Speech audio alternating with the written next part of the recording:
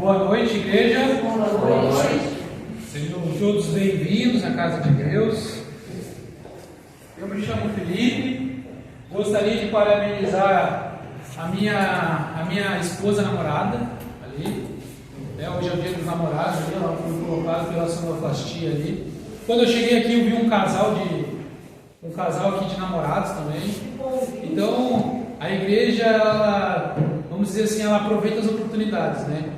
Então, todos os namorados aí, parabenizem as suas esposas aí, porque com certeza essa é uma longa caminhada e desejamos que todos esses nossos cônjuges, essas famílias, esses casais, eles cheguem à Canaã celestial juntamente, né? Que aquilo que Deus uniu, o homem não separe. Amém. Então, mais uma noite de quarta de oração, e quarta de oração ela tem esse intuito de nós fazermos os nossos pedidos, também de nós ver o pedido do nosso irmão e pudermos assim então estarmos unidos em oração uns pelos outros. A oração ela tem esse propósito. Deus, quando Ele esteve aqui, Jesus, quando Ele esteve aqui, Ele nos ensinou a como se fortalecer. E Jesus, ele não amanhecia nem um dia sem ser fortalecido pela oração.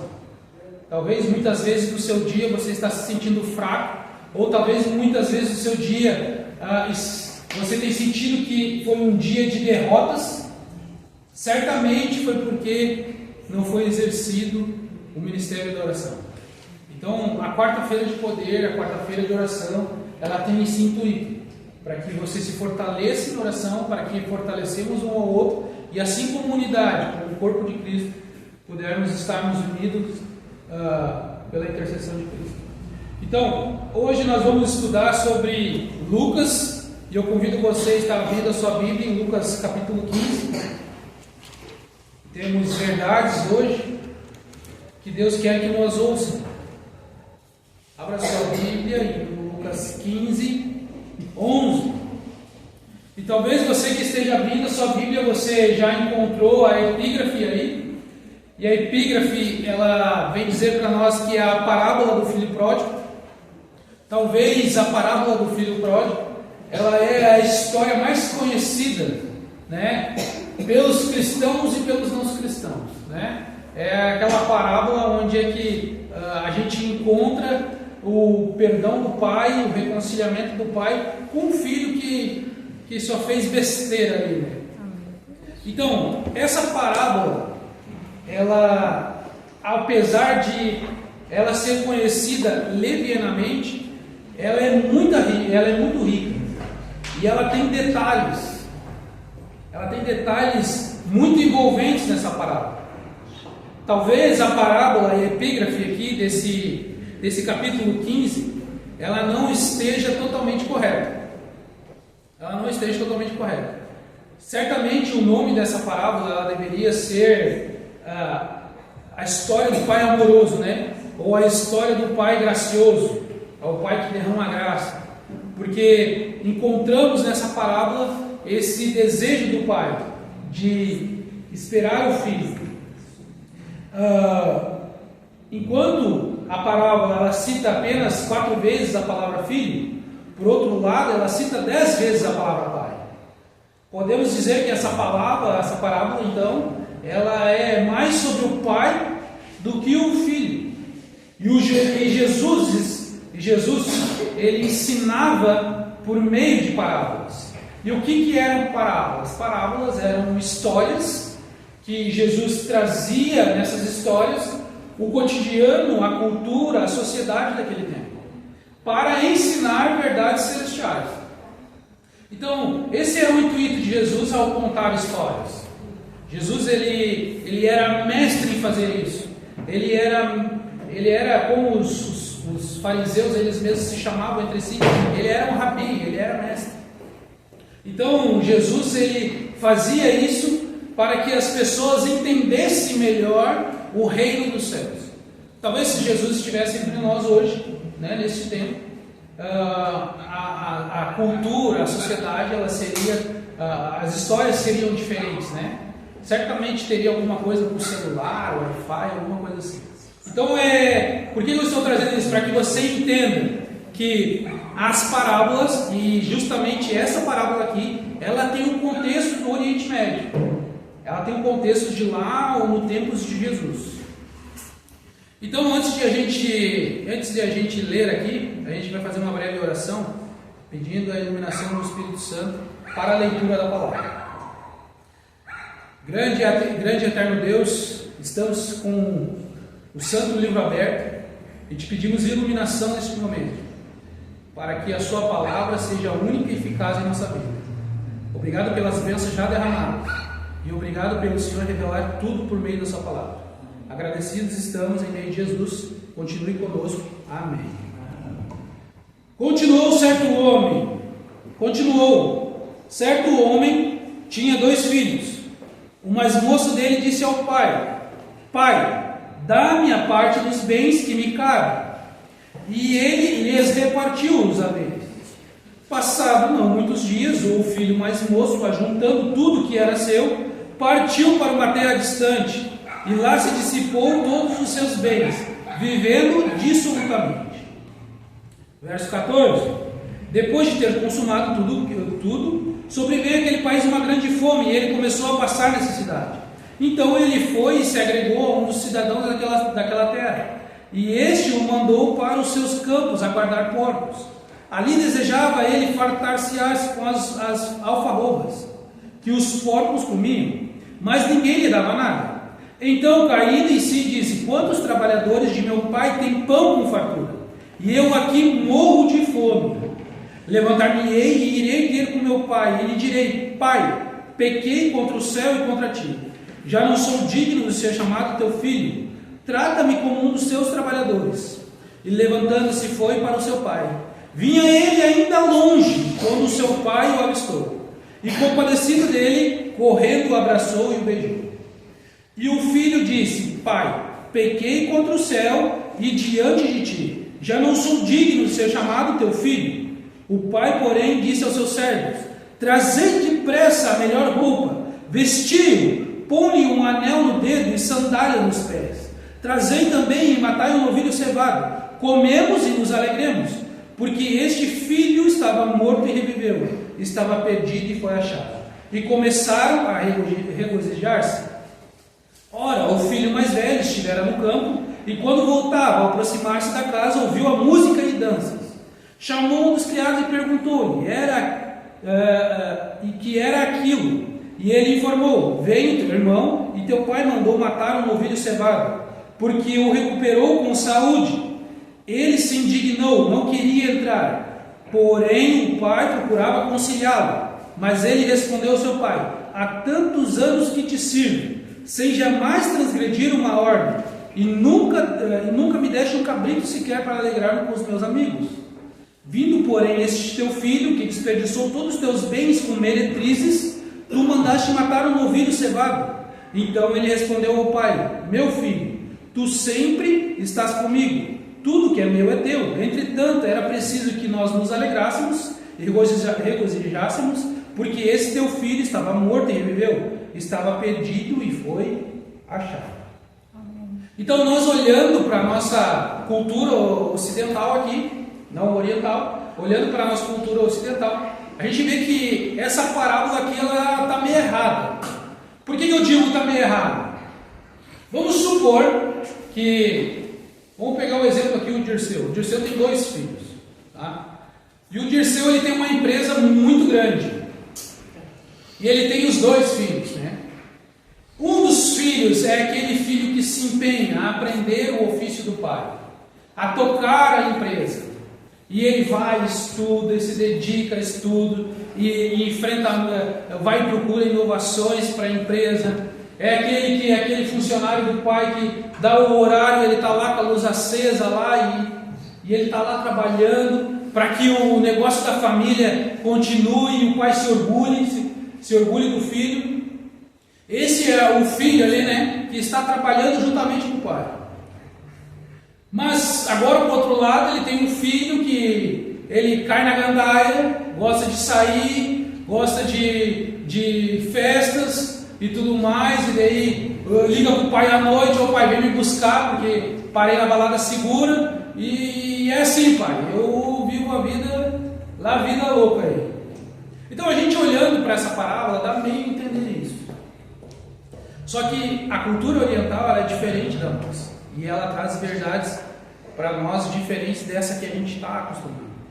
Então se você for para o versículo 11, qual que é a primeira palavra que aparece no versículo 11? Continuou. Então quer dizer que a parábola do filho pródigo ela é uma continuação do quê? De outra história. Aqui vem o anterior. A parábola da dracma perdida. Então, para nós entendermos a parábola do filho pródigo, a gente tem que entender a parábola da dracma perdida. Porque é uma continuação. E o capítulo 15 aqui, ele inicia com uma trilogia de histórias. Uma trilogia de parábolas. E elas estão em sequência, porque elas fazem parte do mesmo ensino que Jesus queria passar. Sabemos que a epígrafe, o subtítulo, ele não foi colocado quando os inspirados pelo Espírito Santo, por Deus, eles escreveram. Os subtítulos eles foram colocados depois na Bíblia. Então eles dividiram assim. Vamos ler a parábola da dracma perdida. Qual é a mulher que, tendo 10 dracmas, se perder uma, não acende a candeia, varre a casa e procura diligentemente até encontrá-la? E tendo achado, reúne as amigas e vizinhas, dizendo: alegrai-vos comigo, porque achei a dracma que eu tinha perdido. Eu vos afirmo que de igual modo há maior júbilo diante dos anjos de Deus por um pecador que se arrepende. Então a história aqui é da dracma. E uma dracma é equivalente a um denário, ou seja, um dia de trabalho. E essa mulher agora, ela vai e ela perde uma das suas dracmas dentro de casa. Ela vai e perde. Então, como funcionava o casamento naquele tempo no Oriente Médio? A menina, ela tinha um casamento arranjado entre os 10 e 13 anos. Então ela era arranjada ao seu esposo. O esposo, por receber um bem valioso, muito valioso, da família e principalmente do pai, ele tinha que pagar um dote. Então o esposo ele chegava lá e pagava esse dote ao pai, porque o pai ele estava deixando algo muito valioso sair do seu comando, vamos dizer assim. Entendemos que naquele tempo a sociedade era machista, né? Então as mulheres elas eram totalmente dependentes do marido, viu, Janete? Totalmente dependentes do marido. Então elas necessitavam do marido, por isso que o casamento ele era também arranjado muito cedo, porque essas mulheres, essas jovens, elas já teriam que ser encaminhadas para que elas pudessem ter um futuro próspero. Então o casamento era assim, o casamento ele era arranjado, e até hoje no Oriente Médio há muito dessa prática. Para vocês terem noção, dependendo, né, da moça, hoje um dote no Oriente Médio ele equivale a 5 mil a 10 mil dólares, né? Então a moça ela é valorizada no Oriente Médio. Então é 5 mil, 10 mil dólares, né? E eu olhando essa história aqui, eu vejo as moças aí se desfazendo aí do seu valor e por nada. Então, hoje ainda acontece isso. Há casamentos arranjados e o noivo ele tem que pagar para o pai da esposa esse dote. Então, quando chegava o dia do casamento, quando o pai ia entregar a filha, ele também entregava parte do dote que ele tinha recebido do noivo. Então, o pai entregava como uma simbologia da segurança que o pai estava deixando para ela. Então, se viesse a acontecer alguma coisa com o esposo, com agora o marido, a mulher ela poderia se virar, ela seria o sustento dela. Aquilo ali significava o sustento dela.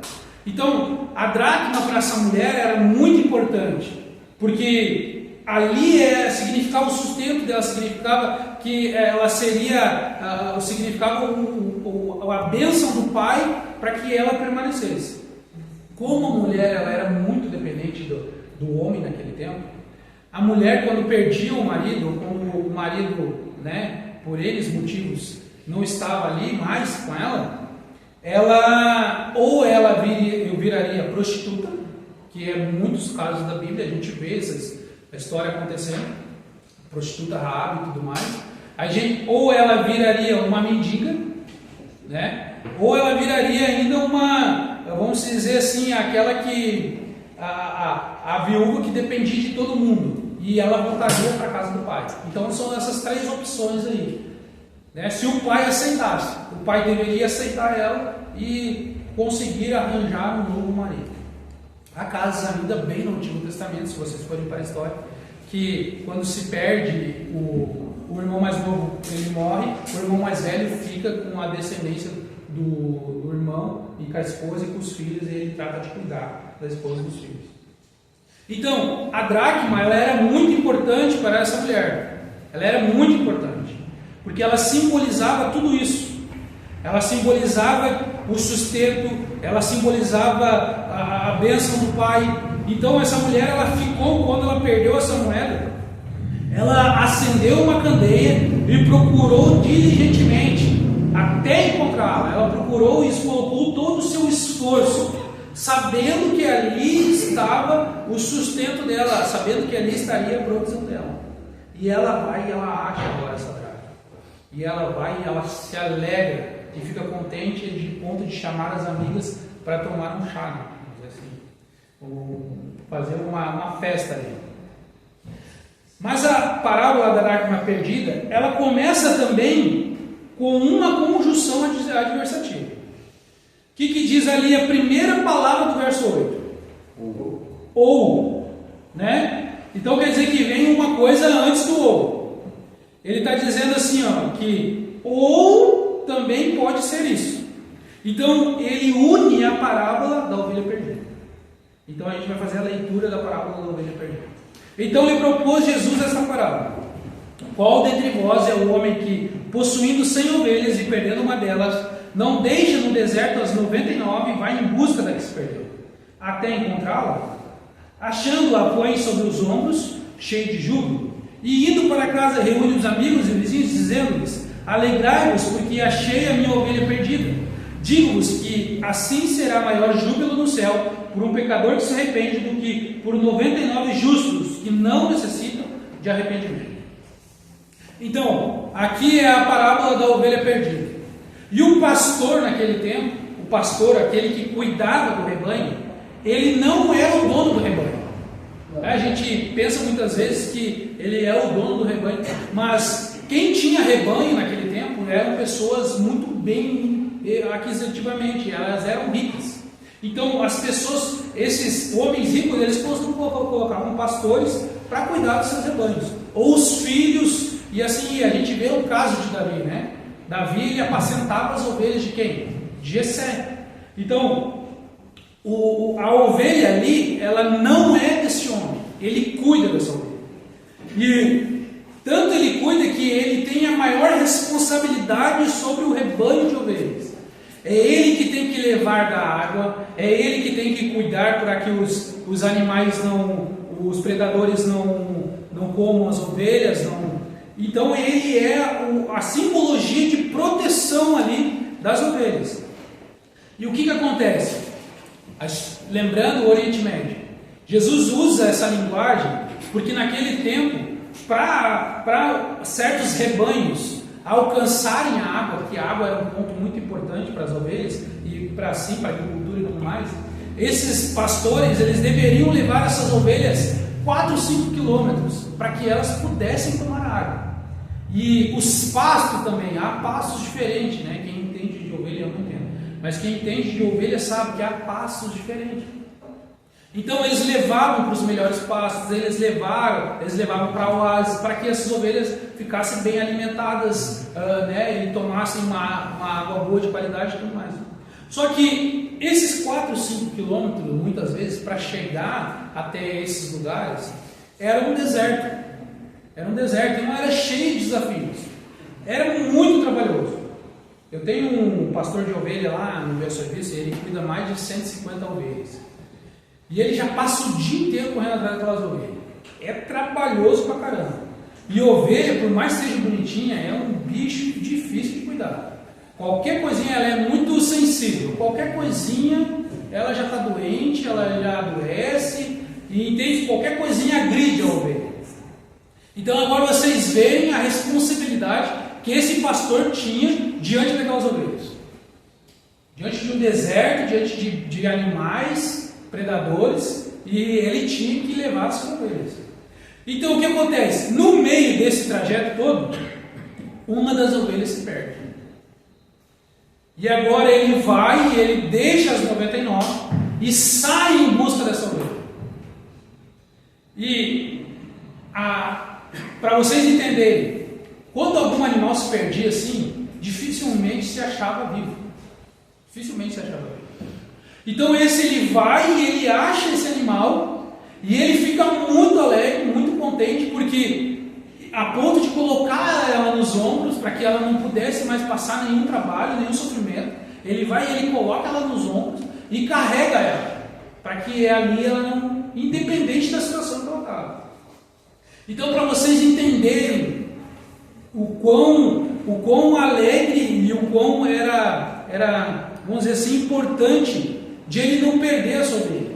Porque, igualmente, a mulher significava para esse pastor o sustento. Agora vocês imaginem um pastor, que é a função só de pastor, ele perdeu uma ovelha, e o Dirceu tem um rebanho gigante de ovelha, o irmão ali, o Cláudio, tem outro rebanho gigante de ovelha, e daí o Dirceu diz assim, aquele pastor lá perdeu a minha melhor ovelha. Aí o Cláudio vai dizer, eu não vou chamar esse pastor aí, ele não cuida de uma ovelha, vai cuidar de 150, de 100. Então, naquele tempo, significava o sustento, significava ali não somente para o pastor, mas para a família dele. Então, por isso que o pastor ele fica tão alegre ao encontrar a ovelha, e por isso que Jesus ele usa essa linguagem na parábola, para que aqueles pastores que estavam atentos a ele entendessem o que ele queria dizer. Tá, mas por que Jesus ele conta essas duas parábolas? Porque 15, versículo 1, e você me acompanha na leitura, Jesus ele quer responder algumas coisas. Diz assim, 15:1 vai dizer assim: aproximavam-se de Jesus todos os publicanos e pecadores para ouvir. Olha só, e murmuravam os fariseus e os escribas dizendo: este recebe pecadores e come com eles.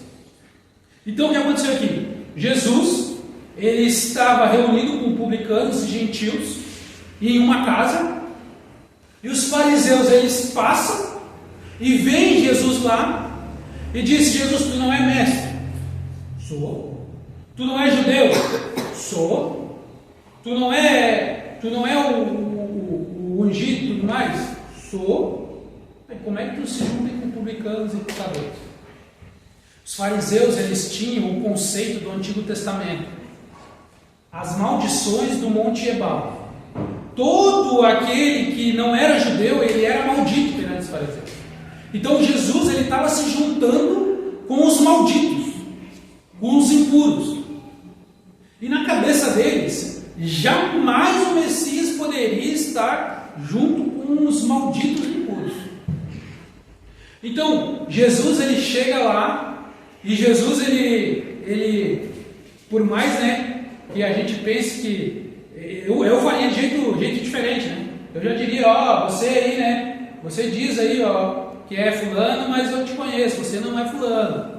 Jesus ele vai lá e chama eles, e Jesus vai à porta, porque eles não entram na casa, porque eles não podem se misturar, porque senão eles iam se contaminar, porque eles eram superior àquelas pessoas que estavam recebendo o ensino de Jesus.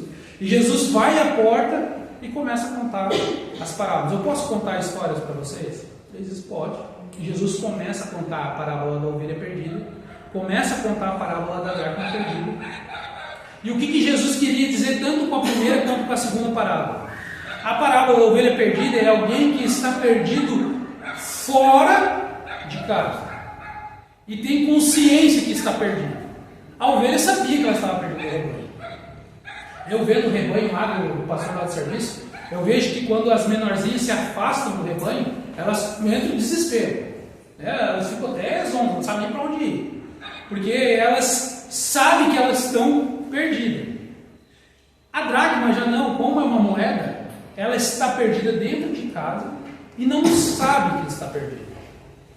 Então, essa simbologia, Jesus, ele traz para a parábola do filho pródigo e ele resume as duas parábolas em uma parábola só. E aí ele começa a contar a parábola. E ele, por isso que você vai ver ele ou e continuou, porque o continuou é o resumo das parábolas.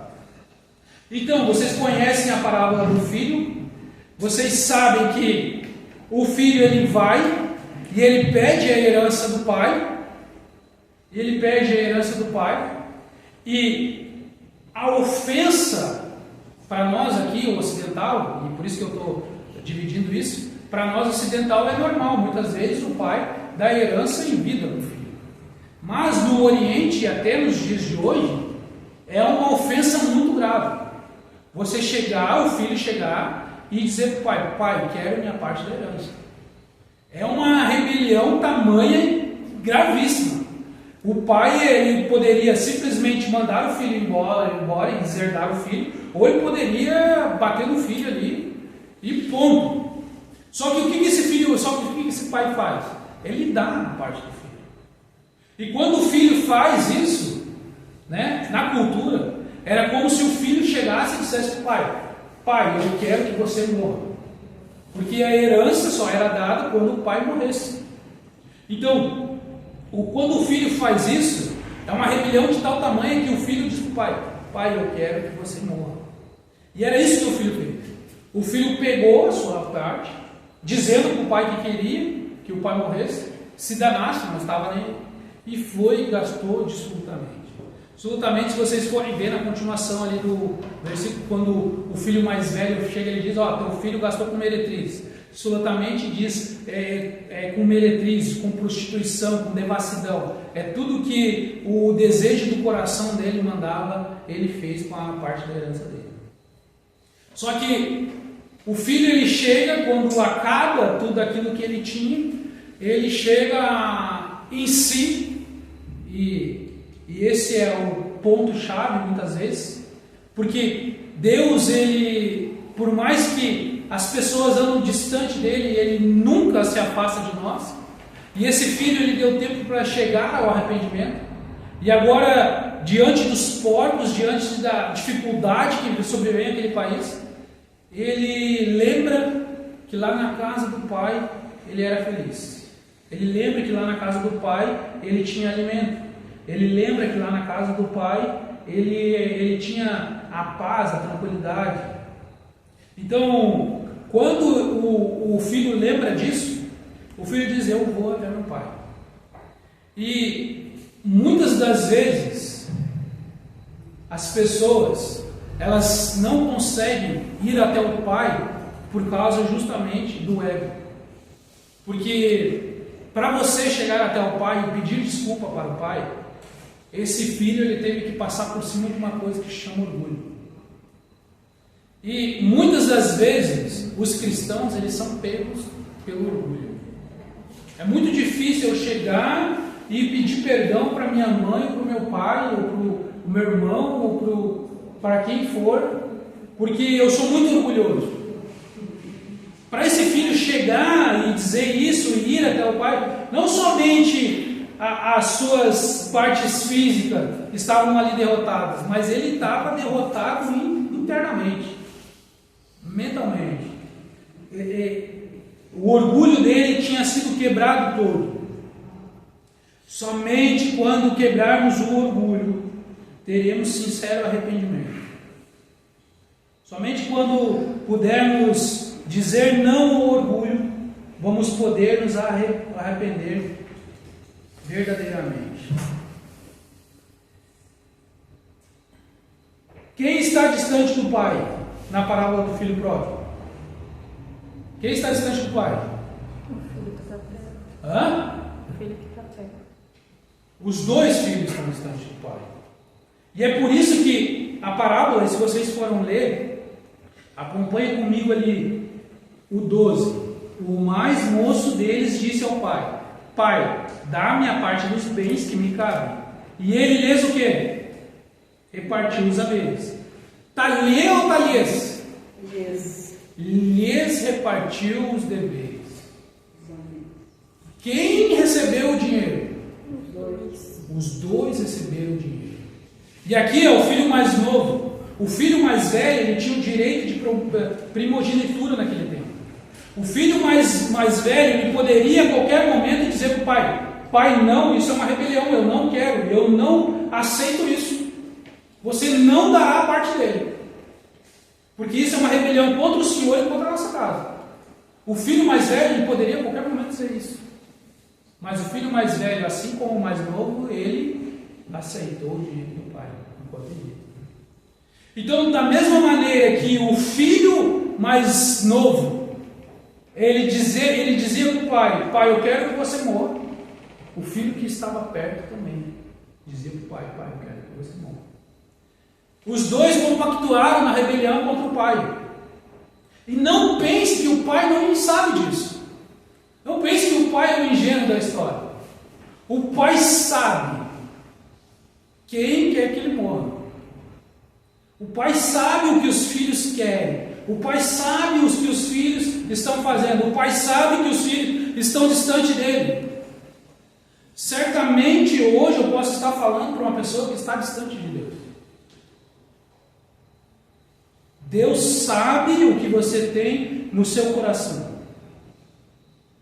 Deus sabe que você não está dizendo, você não está pedindo a herança, mas se te oferecerem, você agarra. Pesado isso, né? Pesado. Agora, o filho que está distante do pai, apesar da rebelião, ele chega ao arrependimento. E arrependimento quer dizer metanoia. Quer dizer uma volta de 360 graus. Ele estava agora arrependido do que ele tinha feito. E o pai, sabendo o que vai no coração do filho, sabendo que o filho poderia voltar, ele fica aguardando o filho. Ele fica aguardando o filho. Diz o seguinte, verso 20: e levantando-se foi para o seu pai. Vinha ele ainda longe, quando o seu pai o avistou. O pai estava dentro de casa, que viu o filho vindo de longe. O pai estava fora, na fazenda, vendo o filho, aguardando o filho voltar. Ele olhava e ele fazia as suas coisas, mas ele aguardava o filho voltar, ele esperava o filho voltar.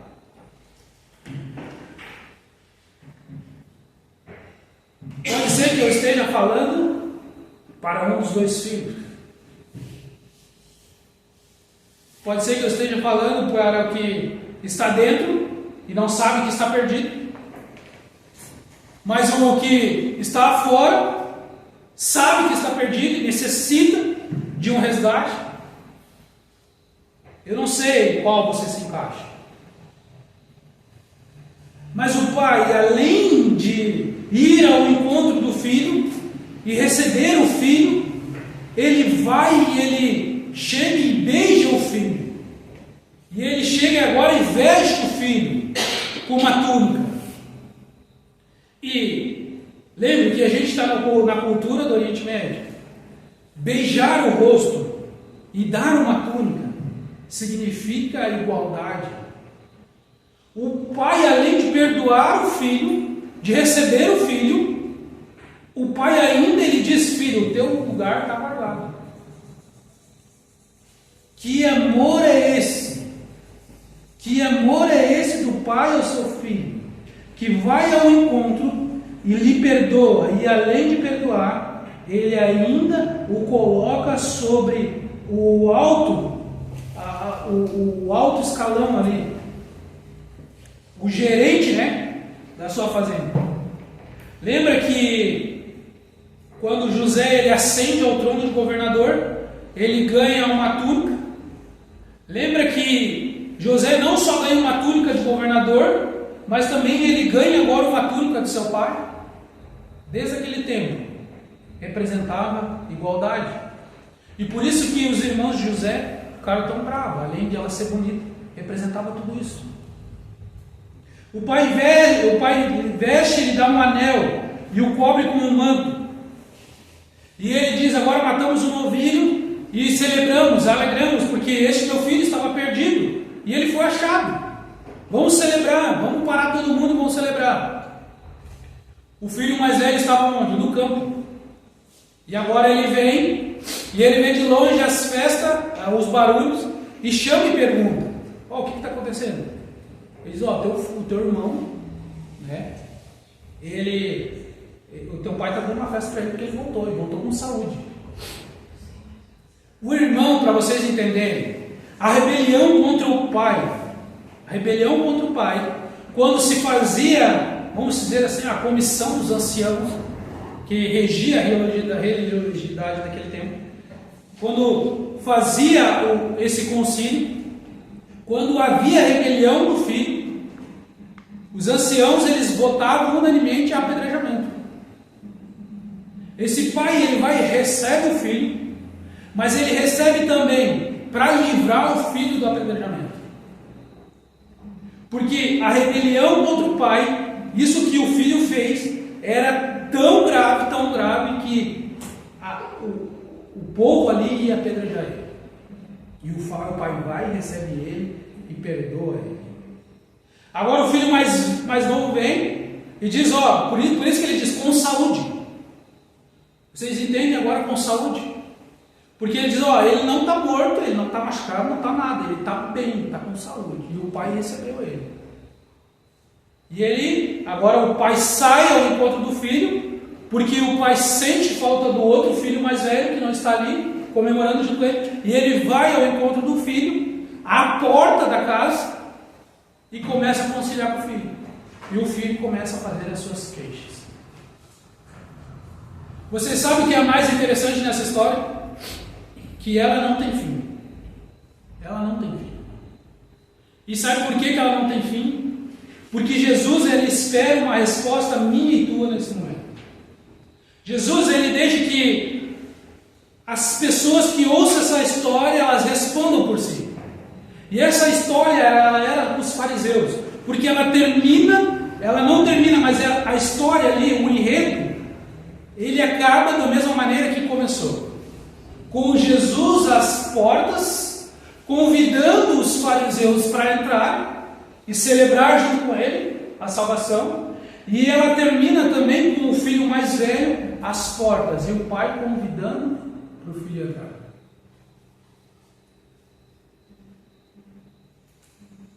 Como termina a história? Com o pai à porta, convidando o filho para entrar. Todas as parábolas mostram a determinação daqueles que perderam e estão tentando recuperar aquilo que foi perdido. Tanto o pai, como a mulher, como o pastor, eles simbolizam Deus na nossa história. Hoje a história se repete. Os filhos de Deus estão deixando o pai à semelhança do pródigo. Estão ouvindo o chamado do mundo, os convites. E estão deixando o pai, deixando a sua casa, a sua morada, o seu lugar de paz, o seu conforto, que é ao lado do pai. E aceitando os convites do mundo, valorizando aquilo que tem, valorizando aquilo que se tem, de vez valorizar aquilo que é. Em troca de momentos, aquele que nos ama, desprezamos. Desprezamos todo o amor empregado para nos amar, para nos achar, para nos redimir. As pessoas escolhem hoje não serem mais filhos, para viver aquilo que o mundo prometeu. As pessoas, elas que escolhem viver aquilo que o mundo prometeu. E o mundo promete dia após dia. Ele promete alegria, ele promete diversão, ele promete os desejos do seu coração. E muitas pessoas estão se afastando de Deus para aceitar esse convite. As pessoas escolhem hoje não serem chamadas mais filhos. Muitas pessoas presas no álcool, na droga, o amor que muitas vezes o pai tem pela família ou a mãe tem pela família, essas coisas do mundo, elas afastam, tornando o escravo agora do mundo. Famílias destruídas por álcool, droga.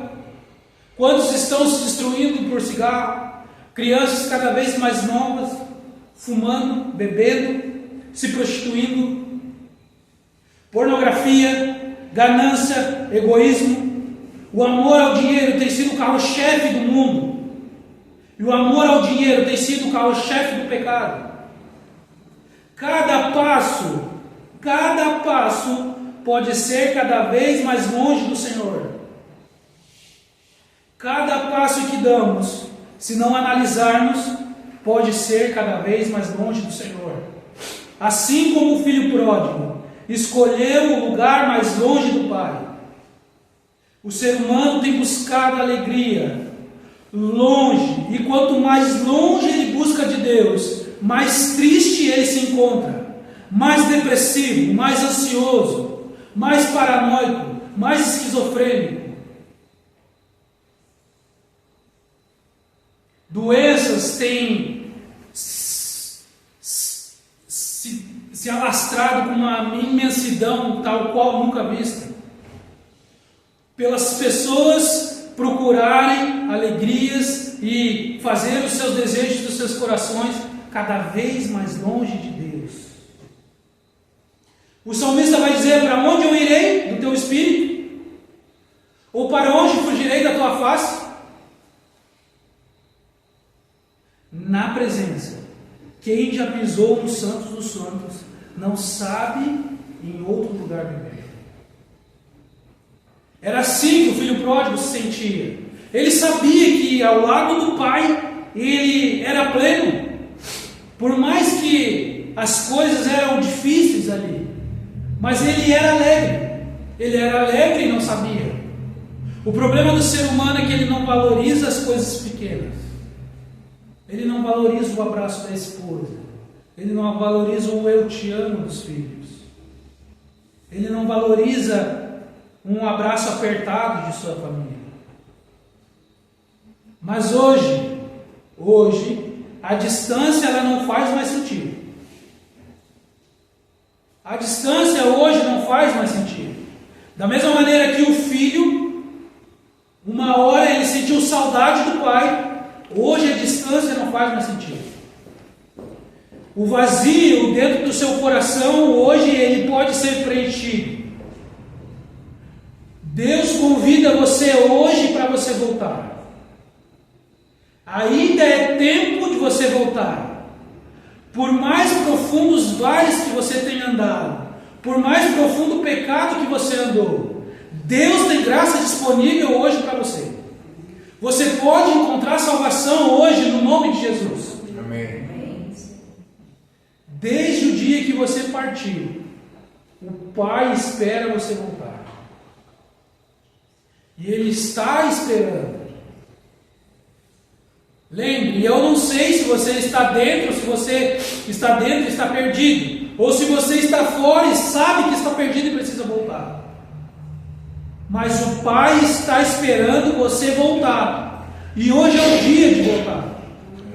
Nessa história você escolheu a distância. Você escolheu a distância. O Pai nunca deixou de te amar.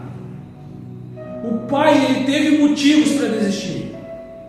Sim ou não? Sim. O Pai teve motivos para desistir. Mas ele decidiu te abraçar.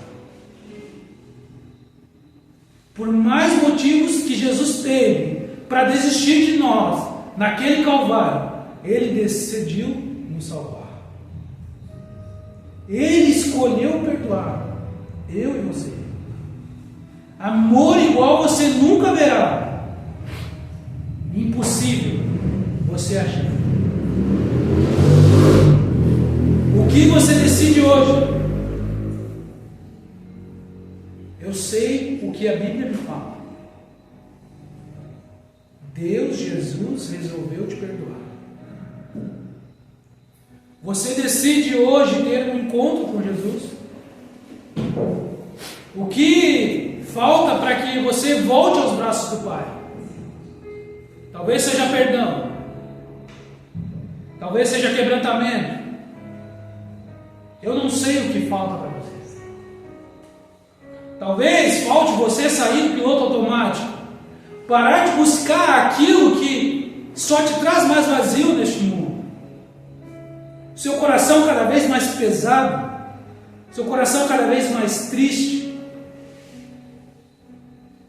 Está aí o que te torna menos vitorioso: a distância do Pai. Alguns pode ser que estejam mais perto, alguns pode ser que estejam mais longe, mas não importa a distância. E é isso que as 3 parábolas querem nos dizer. Não importa onde você esteja, não importa o que você está fazendo, Deus está à porta do seu coração. Eis que estou à porta e bato. Se você somente permitir, eu entrarei e cearei contigo. Amém. Não espere mais. Não espere mais. Sua decisão deve ser feita hoje. Não espere. Jesus deseja te perdoar. Quem deseja ouvir e quem deseja voltar para Jesus hoje, não importa a distância, hoje é o dia de voltar. E eu falo isso repetidamente, porque você precisa voltar hoje. Você precisa voltar hoje. Essa é a mensagem que eu tinha para hoje.